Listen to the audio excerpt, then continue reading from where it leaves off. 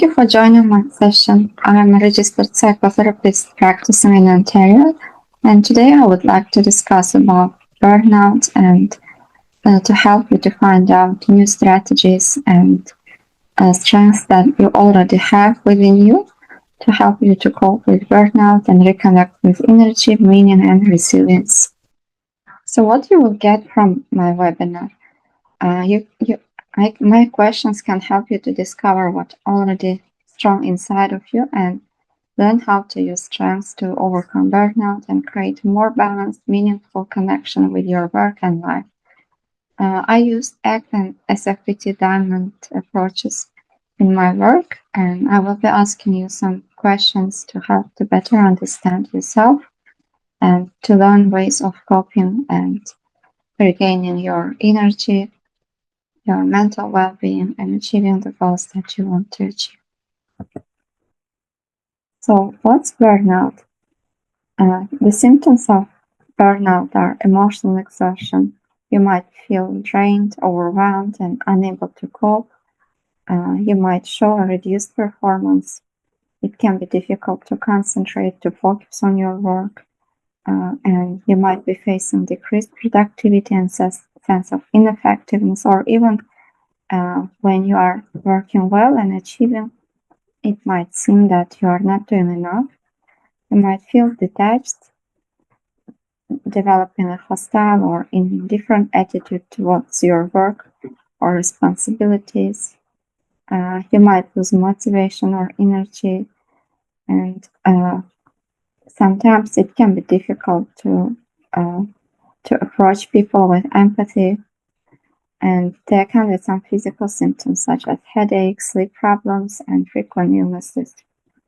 So it's easy to focus on challenges. However, we forget to ask what we want to have instead. If we don't want to feel drained, what we would like to feel instead, and how we would like to respond to these challenges, which version of us we want to see.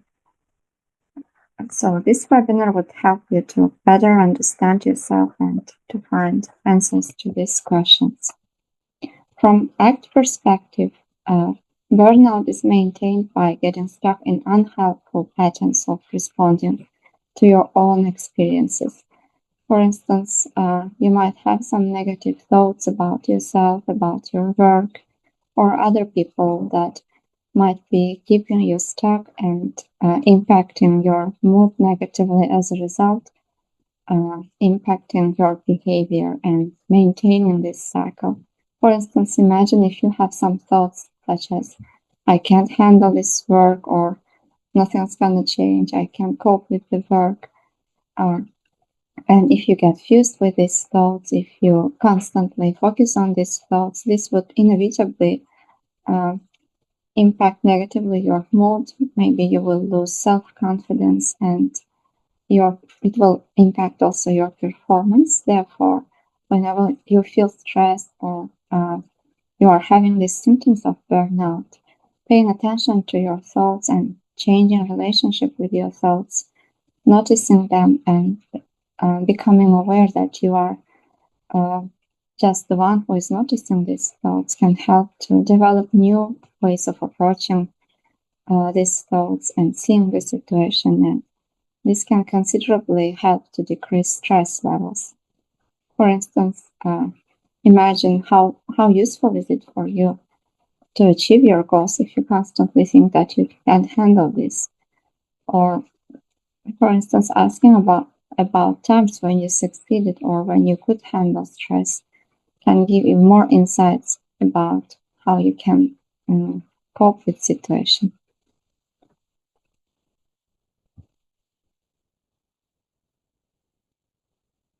So whenever we are having these negative thoughts, they are accompanied by challenging feelings such as anxiety, fears, maybe feeling overwhelmed, and generally people don't want to experience these feelings, and when we are not aware of our thoughts, we just have some uncomfortable internal experiences. We would like to avoid them, and oftentimes we avoid things that cause this anxiety or thoughts in autopilot. So as a result, we start to live a life that doesn't include any things that are meaningful for us. So we might feel disconnected from what we care about, or not doing things that used to bring us joy anymore, such as socializing, for instance. As a result, this cycle will be maintained. So in order to break the cycle, we need first to become aware what's keeping us stuck and to learn new ways of coping with challenges or discovering things that we can do in order to break the cycle. Maybe your mind is telling you right now that it's all true, but that it's very difficult to achieve the change. However, nothing is impossible and everything seems difficult at first stages.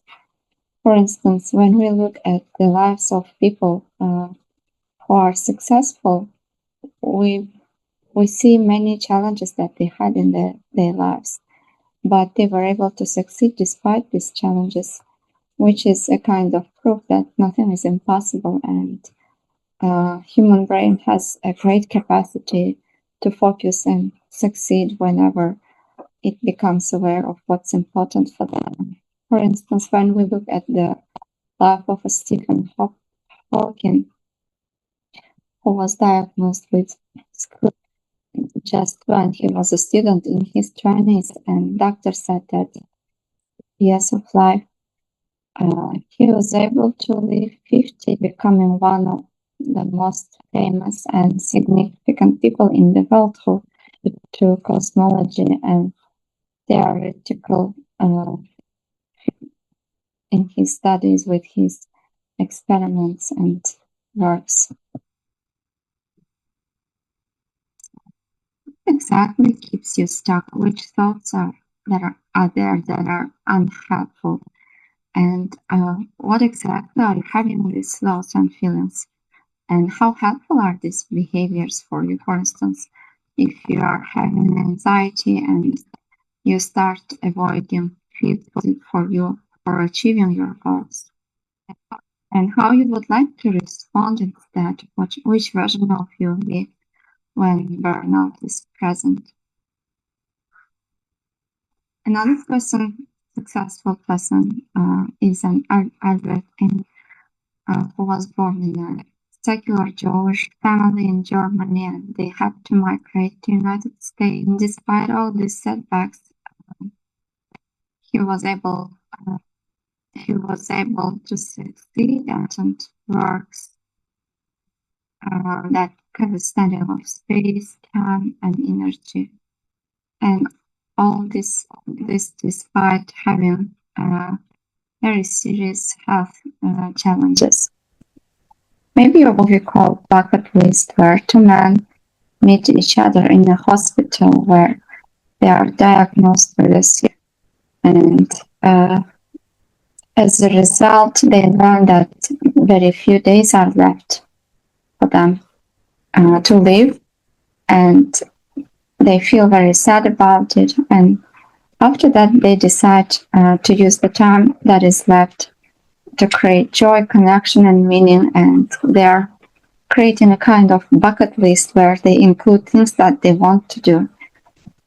And as a result, they decide to do things that matter for them in the last days of their lives. So oftentimes we forget that the life is limited, and we got stuck on some thoughts or things that make us uncomfortable, and we forget to live actually. And do we need to wait for any kind of serious illness in order to start living the life that we want to live and paying attention to what matters for us? What's on your bucket list, and what have you always wanted to try, and who would you like to spend time more with? What experiences light you up, and what fears would you face if time were short? So in order to achieve our goals, we first need to understand what exactly we want and to be able to describe. As I said previously, oftentimes we got stuck on the symptoms and the problems that we have, but we forget to ask ourselves and to understand what kind of change we want instead. So if this webinar was exactly what you needed, what would be different after it, and how you would know this webinar is being useful for you? What kind of change you would like to see in yourself? And what would be helpful for you to think differently after burnout? If something small shifted inside of you after attending this session, how would you know? How would you notice it? And what would other people notice about you if it was helping you to making steps towards the change that you want to achieve? If burnout wasn't feeling like it was controlling you anymore, what would you like to take its place, and which version of you would you like to see? Tim Cook is one of the most successful people in the world, and he successfully led Apple to become one of the world's most important people. And he had a lot of critics in his early days of his career. And however, he became very successful despite all these critics, and he advocated for LGBTQ rights. So moving further with the questions that help you to understand which goals you want to achieve, maybe you can take some notes on your phone or on a notebook while you are listening, and after the end of the session, maybe you can read them again, which can help you to understand yourself better and to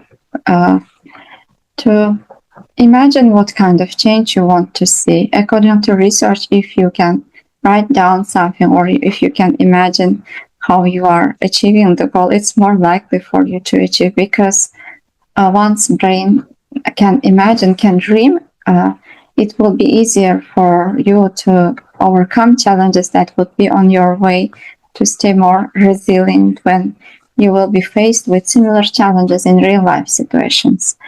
What's one small internal transformation you hope to walk away with? What you would like to feel more by the end of today, and what inner resources do you hope to strengthen? If this was a kind of turning point for you when you came here, what would made it so for you? How would a more energized, focused version of you begin to show up? And what would you do differently during the day? What part of you is ready for healing? What would give you hope that change is starting now? And what will it look like to feel more empowered after today? What story do you want to start writing from the moment forward? Walt Disney was fired from a newspaper for lack of imagination and faced multiple business failures. And after that, he built the Disney empire, revolutionizing animation and entertainment. Failures can be stepping stones for monumental success. So oftentimes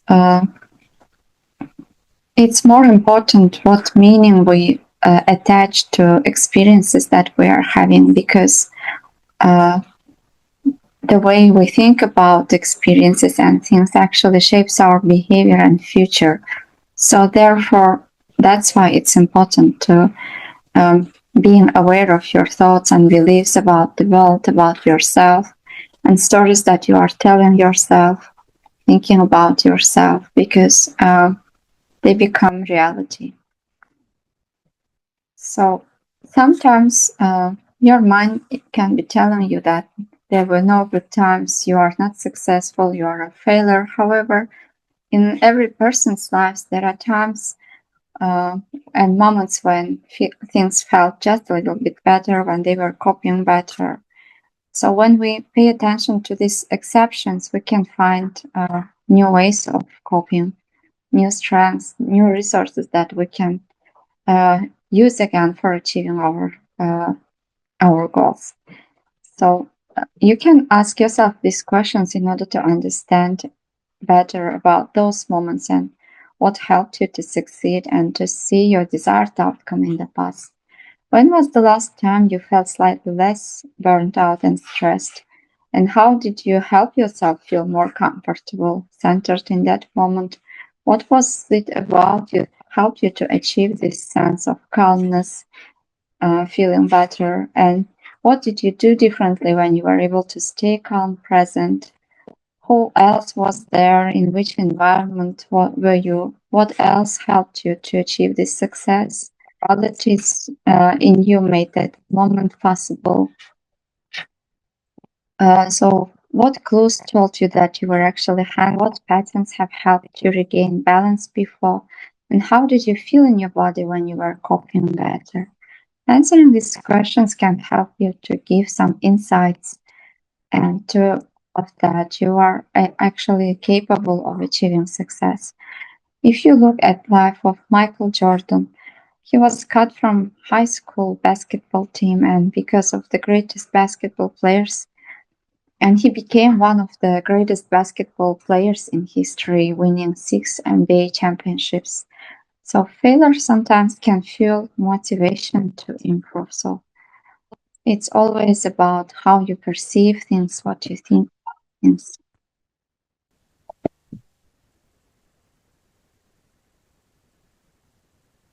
So again, looking back at times when you succeeded, when you were capable of doing things, when you felt calm, less stress, even when the stress was there.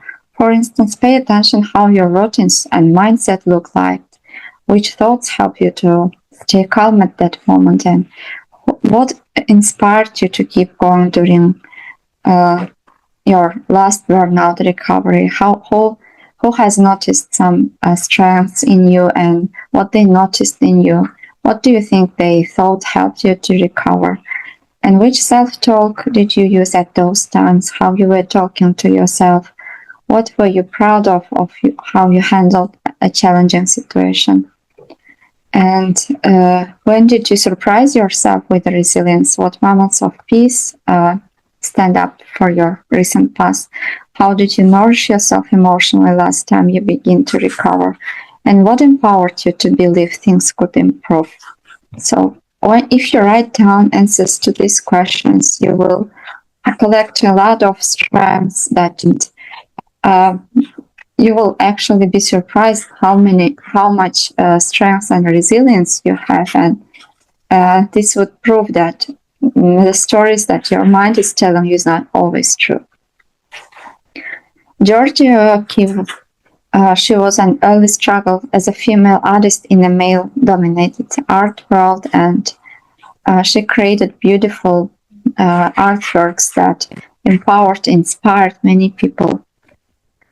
She had a unique vision and persistence, and that's what established a powerful artistic identity. This is one of your pictures called Sky, and sometimes we have so strong feelings and emotions that impossible for us to bear them or to handle. We forget that we are a container for our emotions and feelings. Skies on the clouds on the sky, they are coming and going in the sky, and when we become aware of it, it gets easier to open space for these feelings, to take deep breath and to count small steps towards what matters for us. These questions can help you to visualize your desired outcome. What kind of outcome do you want to achieve? What goals you want to achieve? And if your desired outcome was present, for instance, if you want to feel peace, what would you be doing differently if you are feeling this? And what will let you know that you are being calm and peaceful? What would other people notice about you when you will be less stressed? Burnout is about to leave you or it's decreasing. If you had the right amount of peace that your body responds, what would be different about the way you think, about the way you cope with emotions, how your interactions, how you would relate to yourself, to others, to the world, and how would your daily routines look like, what you would include into your daily and these questions can help you to understand what exactly you want and what difference it would create in your life and in other people's lives. There is another successful person with depression and societal expectations, and he became the founder of existential philosophy, emphasizing individual experience and faith. Personal struggles can fuel profound philosophical insights. One of most successful people whose books are still being very popular and helping people to question about their lives. So, what are some things that you would start doing when you would feel calm and less circumstances don't change? How would your internal dialogue change? What small joy would you allow yourself to experience more? If you trusted your ability to handle stress, how would you act differently? What impact could your calmness around you? What kind of leadership would emerge from a rested, clear-headed you? What part of your identity do you want to reclaim post-burnout? And what will healing mean for you? How you show up in your career or life? Which another significant person who faced racism and had unfinished products and who used to procrastinate. He is the master's in engineering, and his curiosity and diverse talents can overcome societal barriers, and he was a kind of example of this talent. So it's important to understand what's significant for you in your life, how you want to live your life. If you could give yourself from future and could look into the present moment, imagine the very few days left and what you would like to include into your life. What are certain people with whom you would like to connect? What you would like your life, what you would like to accomplish. These questions can help to motivate yourself and inspire at times when there would be difficulties. So I choose one of the last people because I like his writings, his books. He was very tolerant, forgiving, and he believed that everyone did equally with respect. And he was emphasizing about innovation and self-discovery and focusing on things that can be, and mostly emphasize looking inward for meaning, ego, pride, and attachment to find freedom and spiritual growth. He used unity and oneness. Oftentimes, in our feelings, when we think breaks internal experiences, forget we are a part of something bigger, about the trees, forgetting about the forest, and we focus more on our problems, forgetting how many things we have in common, and that suffering is the common sense of humanity. It's an indication that we are humans.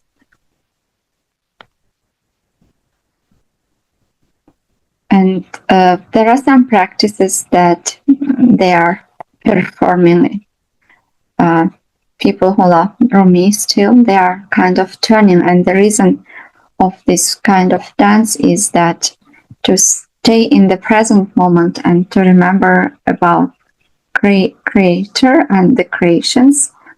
So at the time when they are turning around, they are trying to remember how the planets turn around the sun, how the galaxies are in motion, how the electrons turn around the nucleus, and it's a kind of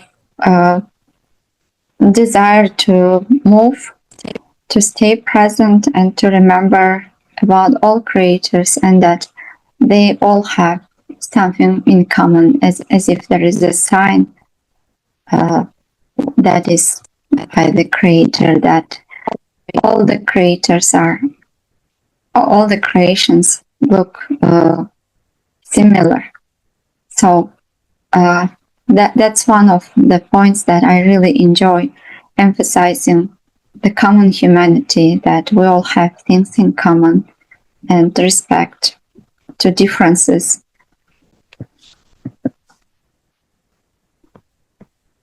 So I tried to share with you some strategies that I learned from solution-focused brief therapy and acceptance commitment therapy that might help you to better understand and realize your thinking patterns, where you got stuck and what you need to change in order to achieve the life that you want to achieve, and what's meaningful, what's important for you, in order to help you to describe better what kind of change you want to see in yourself. I hope this was helpful, but these are just some parts of interventions, like strategies. If you want to work with me in more details, you are welcome for personal therapies, or you can always send me emails if you have any questions on how I can support you better, and they are related with coping with stress, anxiety, and feeling your life despite these challenges. Thank you for attending. I hope this was useful for you.